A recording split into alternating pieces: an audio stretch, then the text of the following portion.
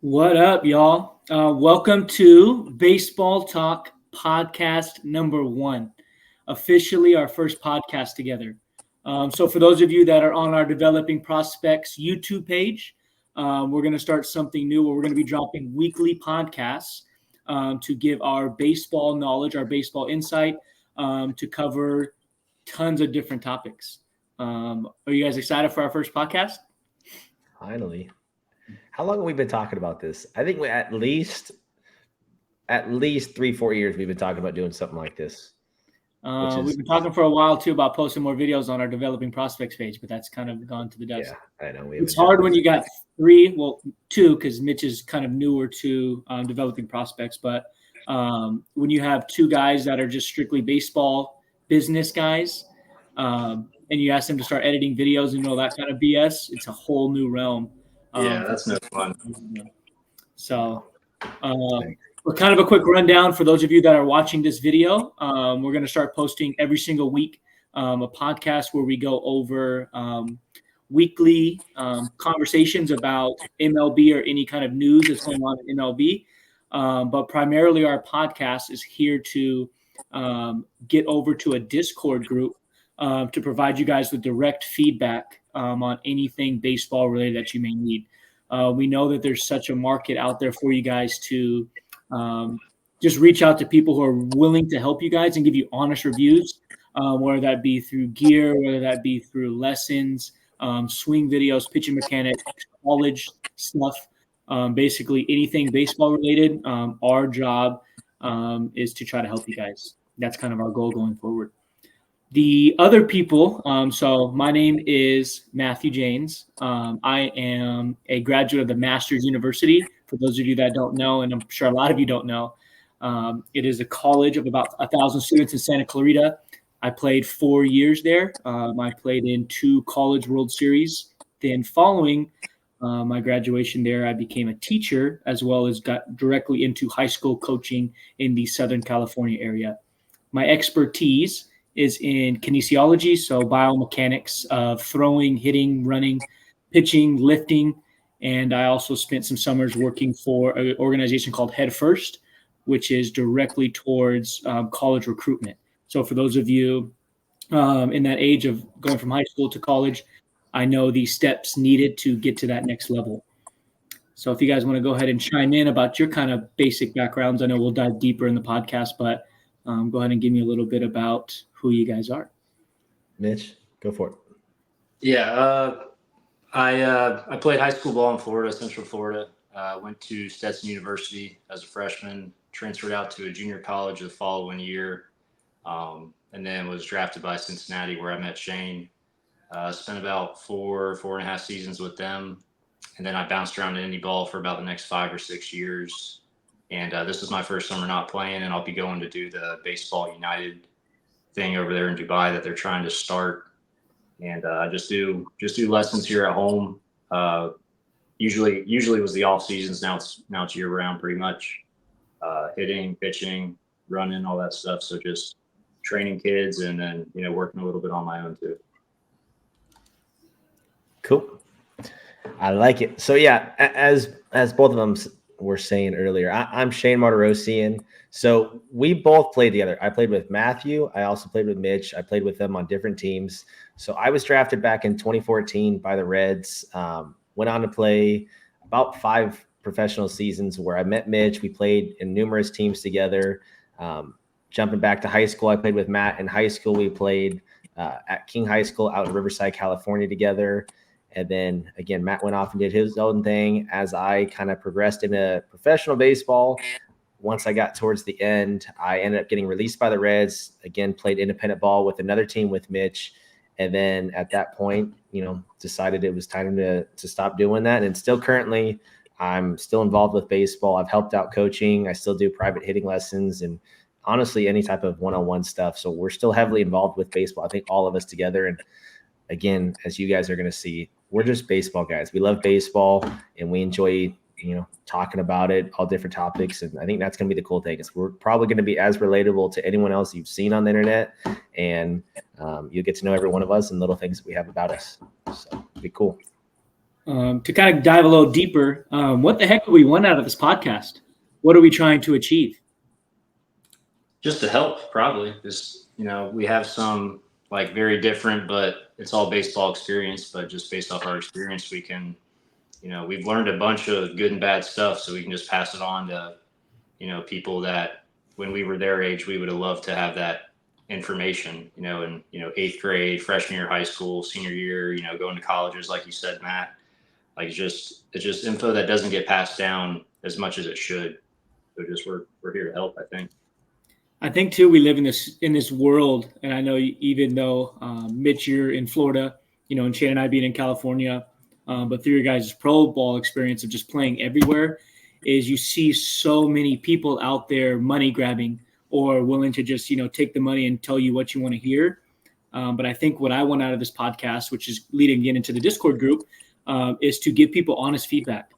Like I think there's so many things out there where people are just again trying to get money, give me money, and I'll give you.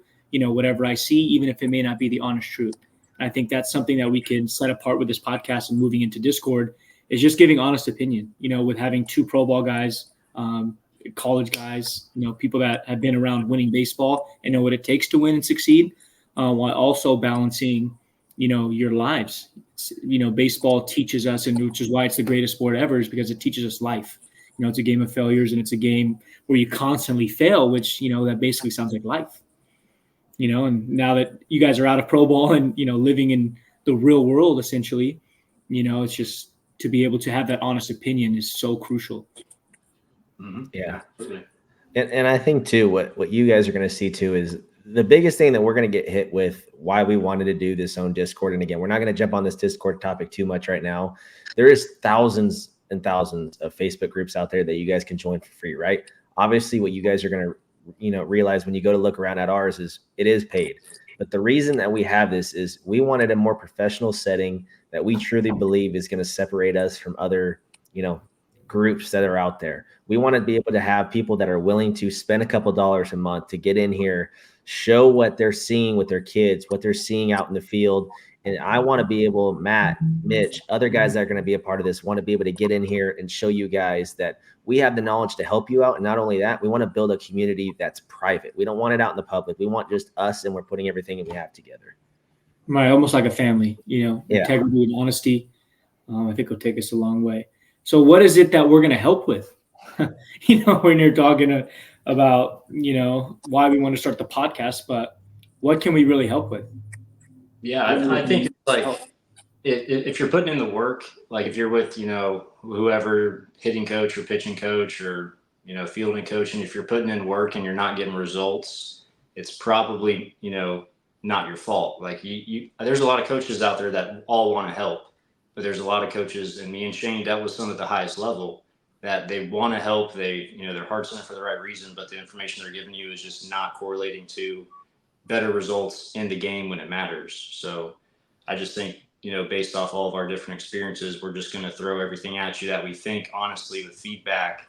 And if it helps you, great. If it doesn't, try something else. So we just want to be transparent, just trying to help these kids.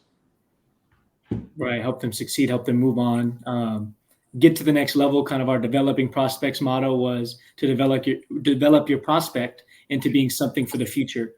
I think that looks many different things. There's some people that are just never going to be professional baseball players, but that does not mean that they can't be successful baseball players in whatever niche they find, college, NAIA, high school. I think it's only something like 3% of all players make their high school baseball team. So it's like if we can help in any way possible to, allow them to be that percentage, and then, hopefully college or pro ball after that, that's kind of what we're hoping for. So whatever your niche is, hoping to push them to be a better baseball player. So yeah, I agree. Another thing we need to talk about is, what does this podcast look like on a weekly basis? What is our plan week by week? Mitch, do you want to jump on this? On that one. I still think, obviously, we're still trying to figure that part out and what it's looking like. But what you guys are going to notice with this is it's all about consistency. You'll see there's a lot of different podcasts out there that are going to be posting every day, and that probably is not going to be us. I think we're too busy in our life to be posting every day. However, when we do post, it's going to be genuine conversations going over baseball topics, not just baseball. It's maybe life stuff, maybe recruiting stuff. You know, each one of us have a different niche or something that we specialize in that I think brings, again, something to you guys that I think you can get out of this, and it's all going to be a part of it. I think something special that's going to be good about our weekly podcast is that all three of us, although different upbringings, I think we have kind of like-mindedness in the fact that we see the game the same way. You know, we might disagree over little things, but we really believe in, putting in the hard work. Hard work always pays off. You know, you might not see it in one day, you might not see it in 1 week, but over the course of time, we all believe you've put in the work, you'll see the results. And we can help you by what does that work mean for you? Kind of coming up with whatever plan you have to meet your goal. We can help you establish that plan to help you reach the goal that you want to reach.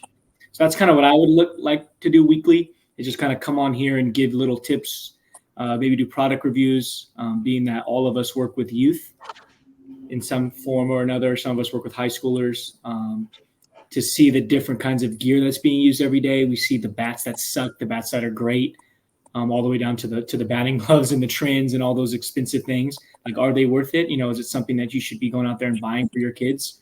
Those will be things that we'll go over as we, in our experience with coaching and with giving lessons. So that's something I'm looking forward to, because I love, and I know you do as well, Shane, reviewing products. I love things. I love things. I think that's funny, because going off of that, when me and Mitch were playing pro ball, every day I had something new. And it was always Mitch who had the same things all year long, never changed anything. And I had the same stuff, but I had to have my stuff. So I am definitely a thing. I can't deny that. It's funny you say in your playing days, you're still the same. I know. Notice how you're the only one with a microphone. You got the fresh mic. I got two hats behind me. Can't even see me in our video. All right, so I wanted to also dive in. I know we talked about what we're trying to accomplish on the podcast, but who are we? We talked a little bit about backgrounds, but I wanted to dive deeper again in who we are.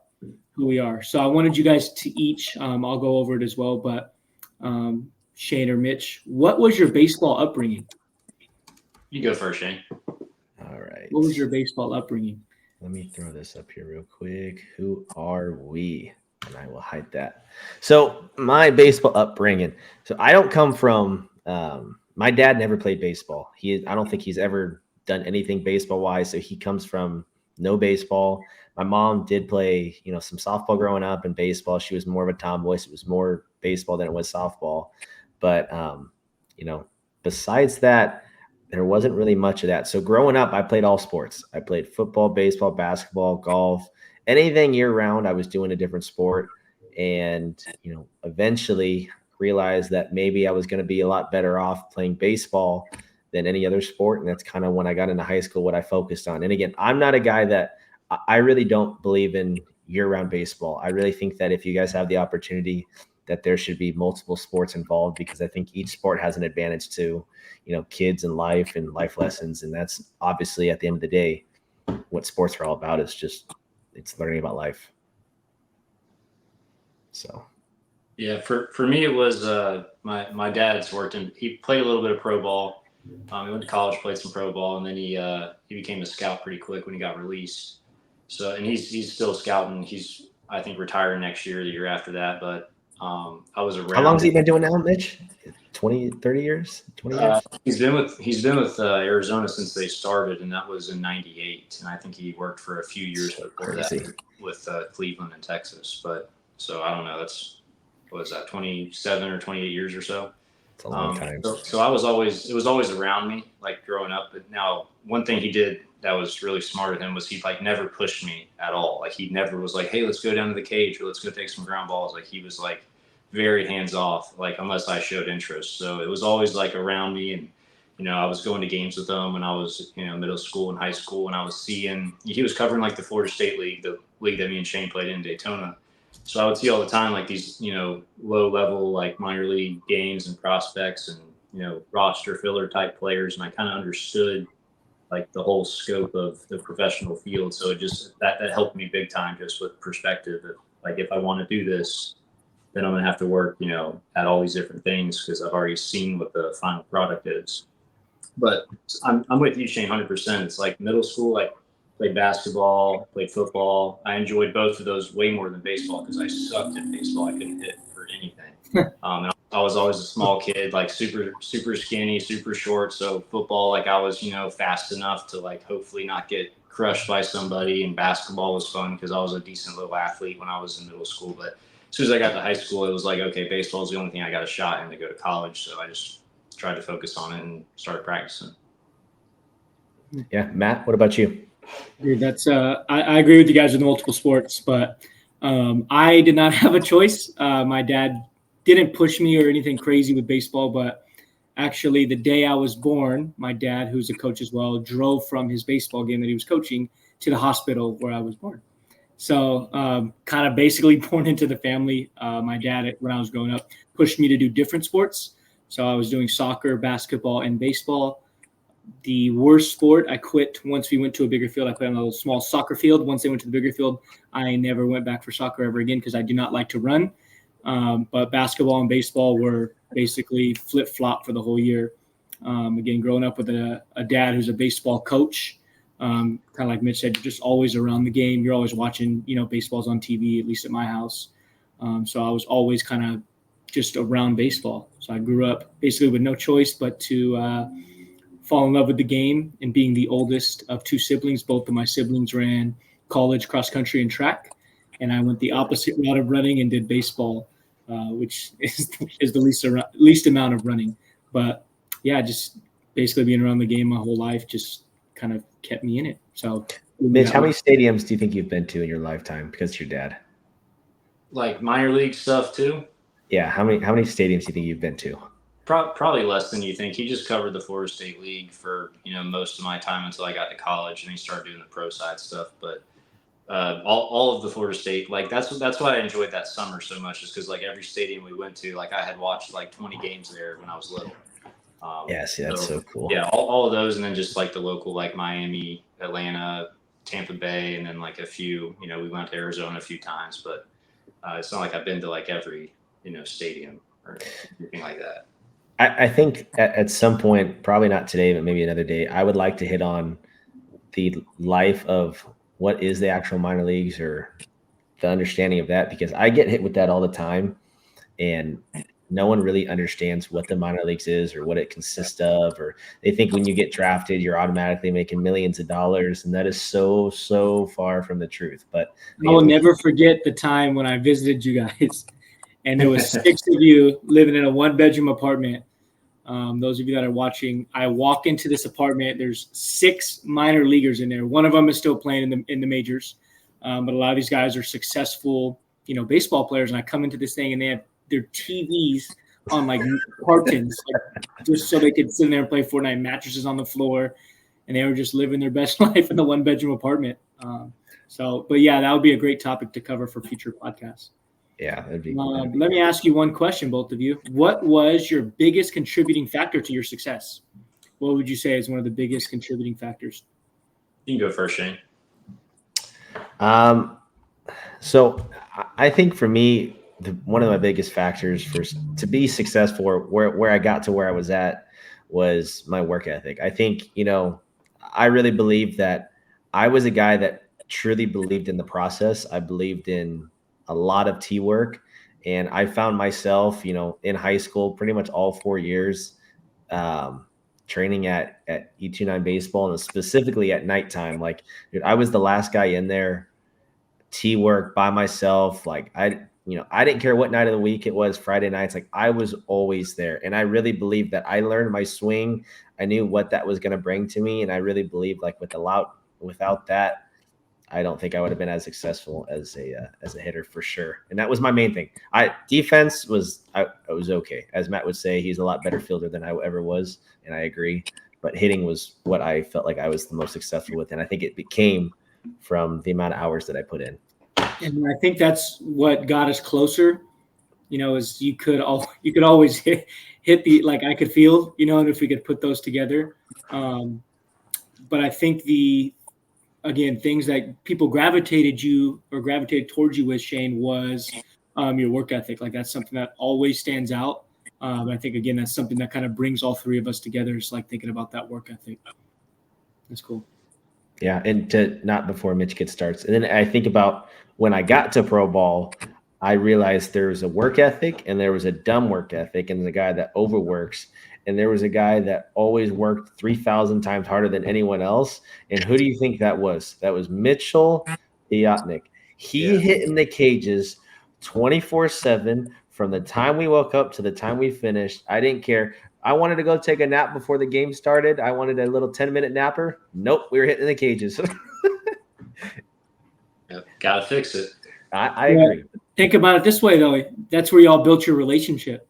Oh, for sure. You know, a lot of the best friends I got in my life are built through grinding in baseball, right? Going after kind of a common goal and spending that time just trying to figure out what works best for each other. And there's nothing better than somebody that's standing right beside you and sees the work you're putting in, but also knows the swing that you're trying to have, right? Or what, Mitch's strength is or Shane's strength is. You guys have been in the trenches together, and that's what builds friendships that you guys have for the rest of your life.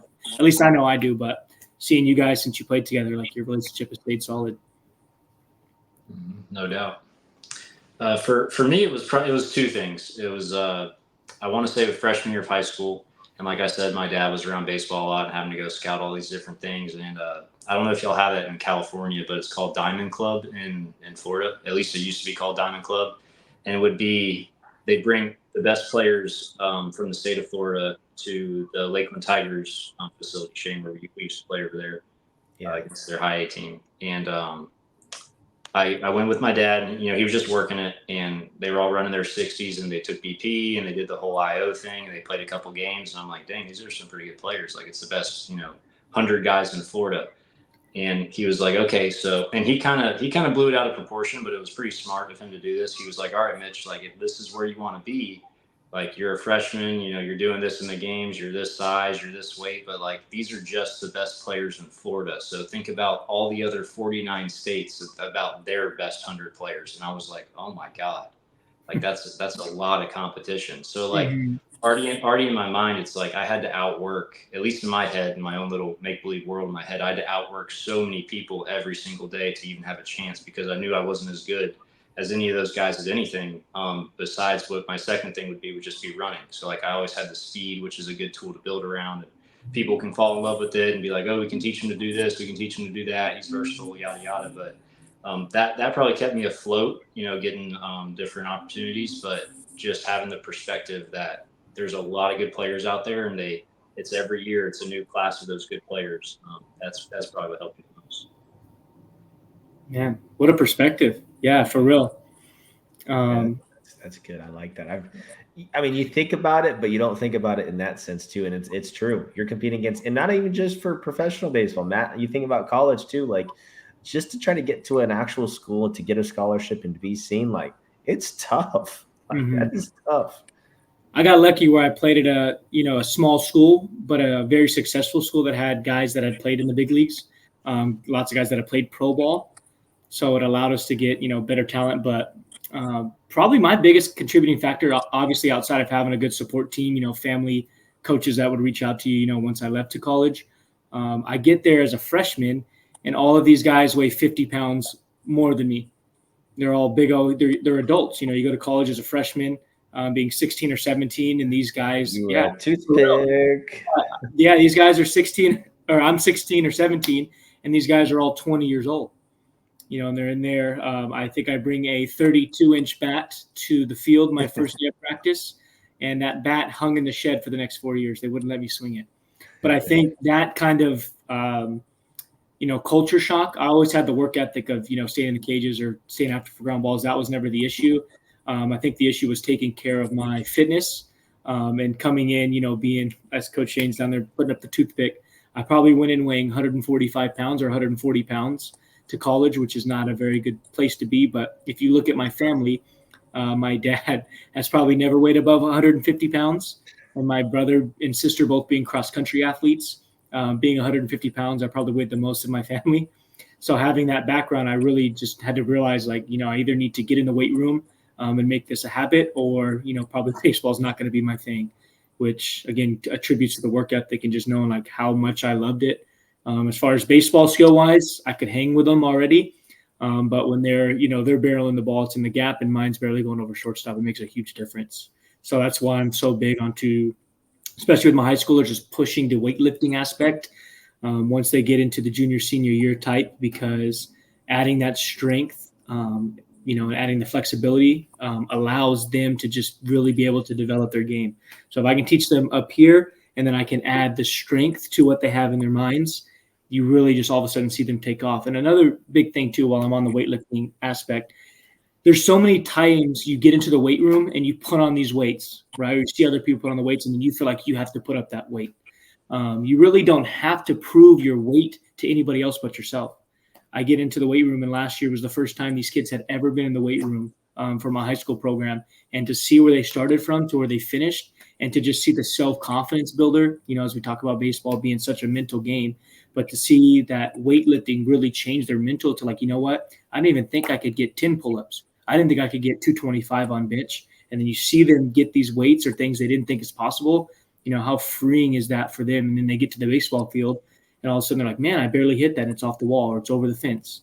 The aspect of building that self-confidence, kind of came from me through the weight room as well. So yeah, they're starting to get rewarded for work, starting right. to click. Right. But what a skill to build for their future, for their lives. They see like, oh my gosh, I have some kids that couldn't do one pull-up, and then by the end they're getting 3 unassisted pull-ups locking their arms. They didn't think they could do that.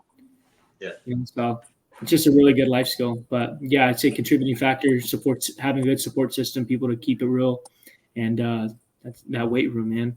So yeah, it's big. So guys, those are really good talking points from both of you. I think those are really like helpful to help us move forward. All right, I'm gonna change it up real quick. What was the most fun you had playing baseball, or one moment that you guys had with baseball? I got one moment that Shane's a part of. Let's hear it. Yeah. Is this Gateway? Or is this 100% Gateway? So full. They're talking about the Gateway Grizzlies, which is this is our first. This is our first team in independent ball for the both of us. Backstory: Shane gets released about 2 months before I did, and he ends up, or 3 months or so, and he ends up with this team in St. Louis, middle of nowhere, Gateway. And we're about to go on I'm still at Cincinnati. I'm in Dayton, Ohio. We're about to go on a 13-day road trip, and we have a prospect, Jeter Downs, that's coming off the DL during the road trip. And I'm like, I'm doing the math. I'm looking at the rosters. I'm like, yeah, I'm totally going to get released once Jeter comes off the disabled list. And so I had all my bags packed, like at the host family, like before we left for the road trip. We get on the road trip. I called Shane the day before, and I'm like, hey, I'm pretty sure I'm going to get released. So can you tell your manager that like there's going to be a guy that wants to come play for y'all like in about 24 to 48 hours? And Shane hooks it up, and I, of course, get released. And I fly back to Dayton, Ohio. I rent a car. I'm going to stop you in the middle, then we're going to continue yours. So I still cringe at this moment because I got Mitch on the team by doing one thing, and I still feel so bad to this. So I flew in and I got into this team. As soon as I flew in, I realized I said hi to this guy. He didn't want to say hi to me. He got released because I got signed, and super awkward, right? That's independent ball, just weird, awkward situations. My roommate, I had 2 roommates, right? Guys I actually liked, right? He got hurt, and I didn't realize by bringing Mitch on, I was now going to be getting this guy let go and now no longer going to be playing his professional team. So then I got to the field. I went to the manager, and I'm like, hey, you're signing this guy. Like, there's no options. Like, I'm bringing this guy on. You're not telling me no, because then I'll leave. He signs him. Then the next day I get to the field, and he got released. And I'm like, oh, boy. And then the rest is history. But anyways, that's that, Mitch. So keep going.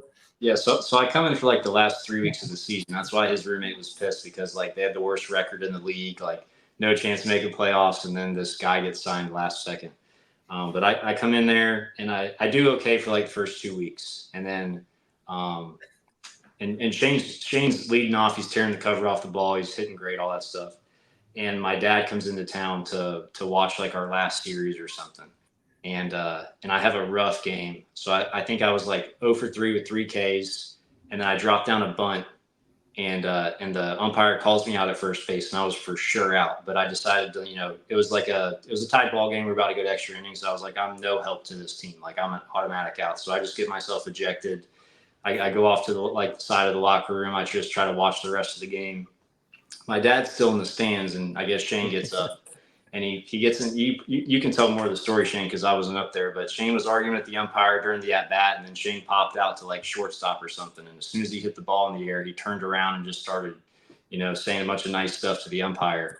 And he gets ejected, and he has to come down there and hang out with me. I got like the video on my phone and everything of him walking up the sideline.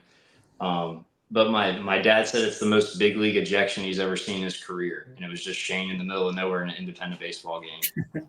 So we both get kicked out of the game. I thought that was fun. 2 things to add to that story. One is I had been to Gateway. I had got there, I went to watch Shane. My grandma lives like 15 minutes from the ballpark, and so I came out to watch Shane. The stadium was pretty full at game time. They went into extra innings. It was just me, my dad, and my brother there by the time. So it was all 3. We still couldn't get on the Jumbotron.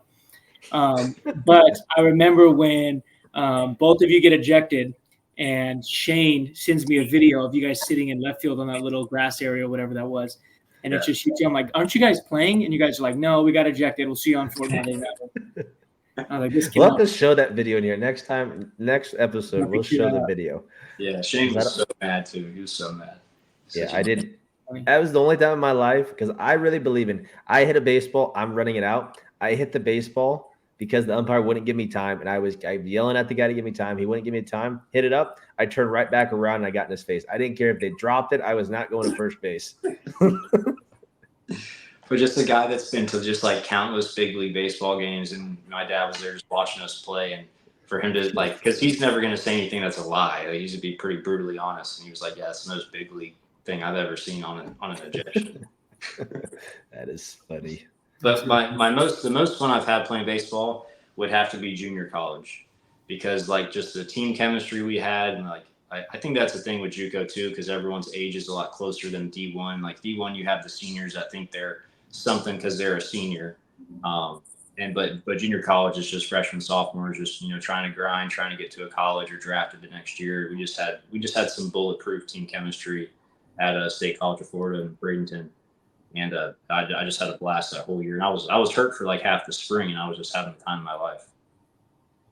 Yeah, that's cool. I think, Mitch, too, for you, I mean, and I think, Matt, you can attest to this too.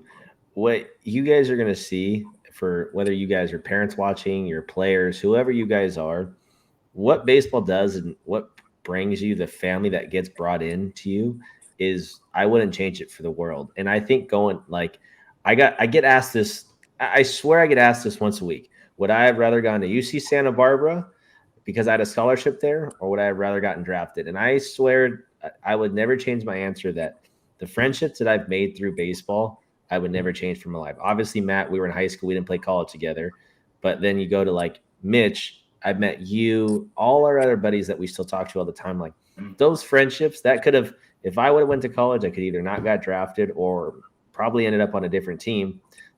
Look at look at where we're at now, and by just that one decision, how much different your life could be. To me, that's so crazy. Yeah, that's wild. It's wild.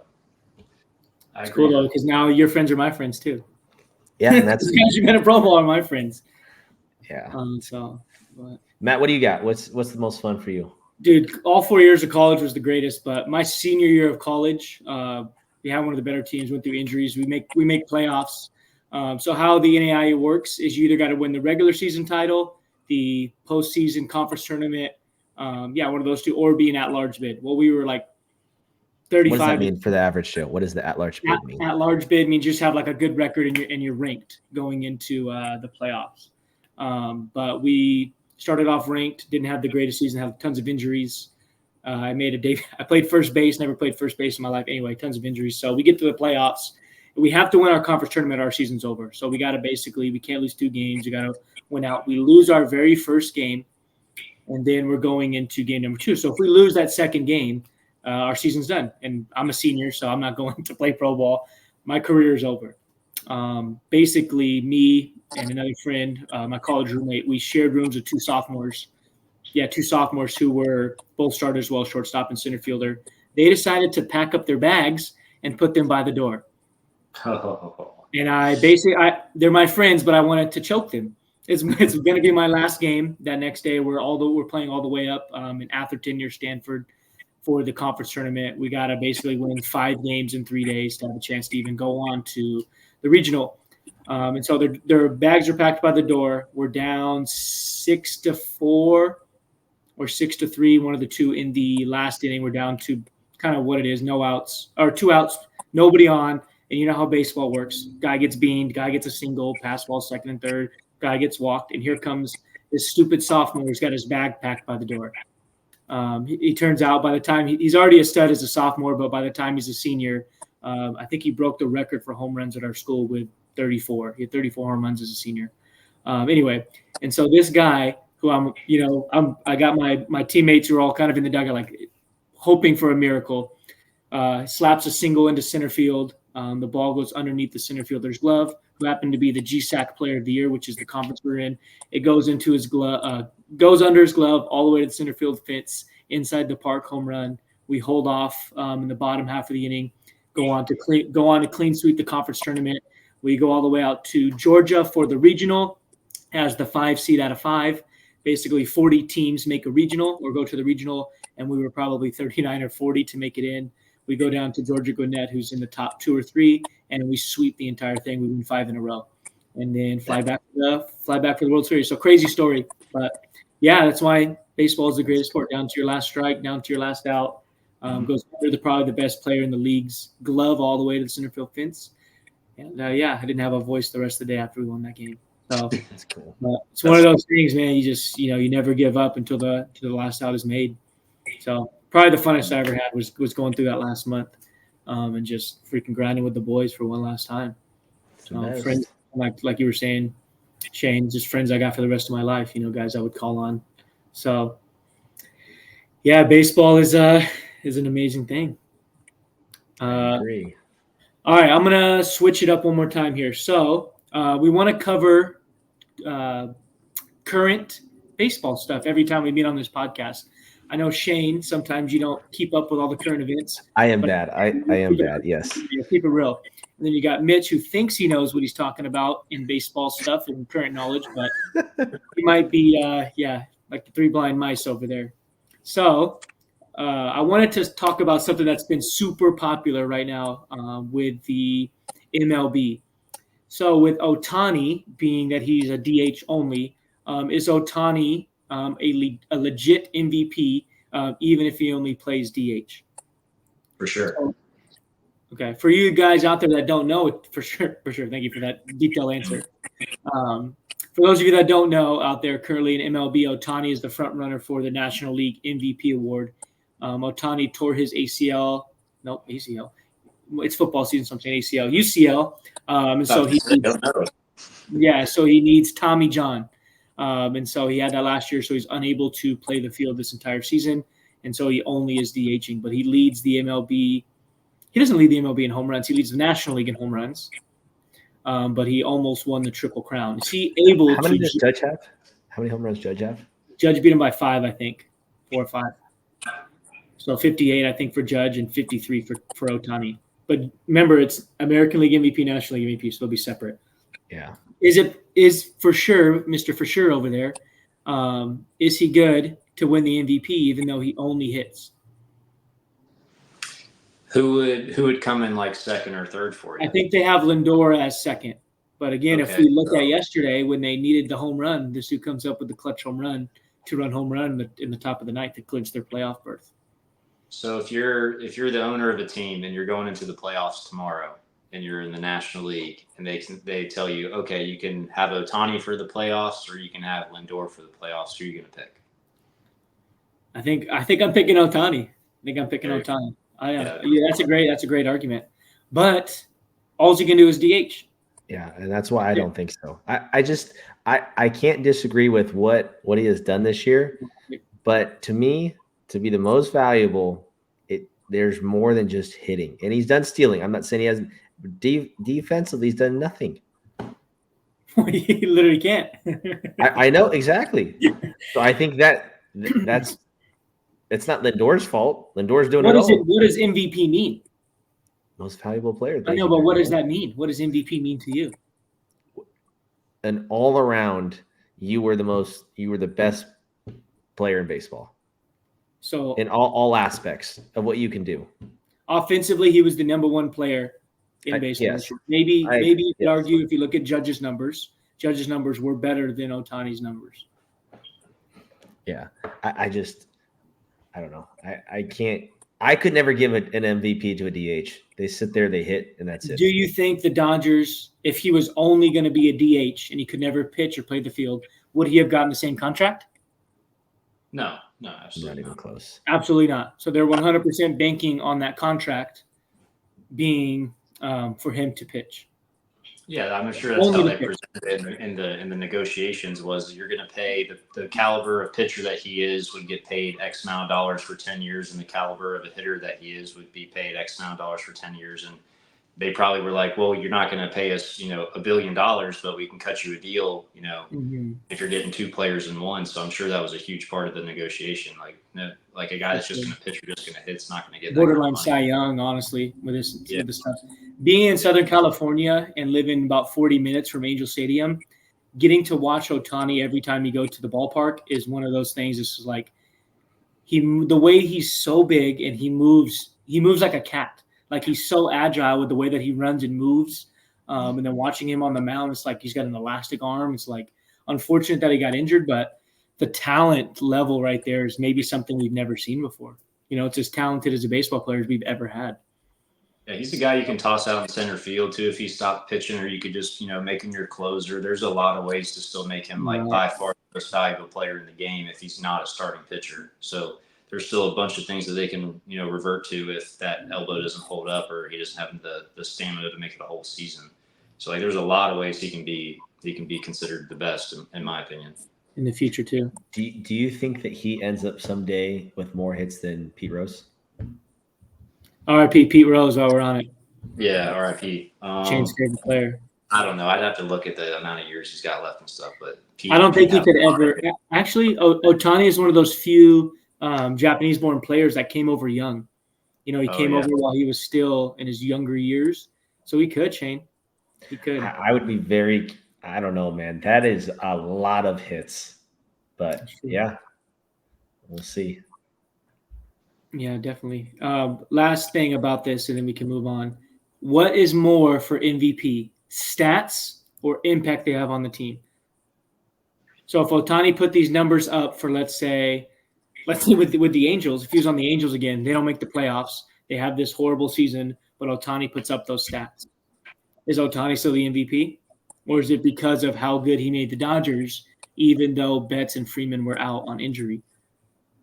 Does that change it? Are we just looking stats, impact, both? I think that's why it's like you rarely see the MVP winner be on a losing team, because it's like, sure, like you had these monster stats and stuff, but like outside of Mike Trout winning MVPs on a bad team that's not making playoffs, it's like if you're the most valuable guy, then your team needs to be winning. And like I don't know if y'all agree with this or not with me, but like there's no worse feeling than like having like an individually like great game, but your team loses, because then like you're just thinking like, dang, I had a good game and that still wasn't enough to like win. Like but when Ohtani goes 6 for 6 against the who was it, Miami Marlins, and he hit 3 home runs, it's like he won that game by himself.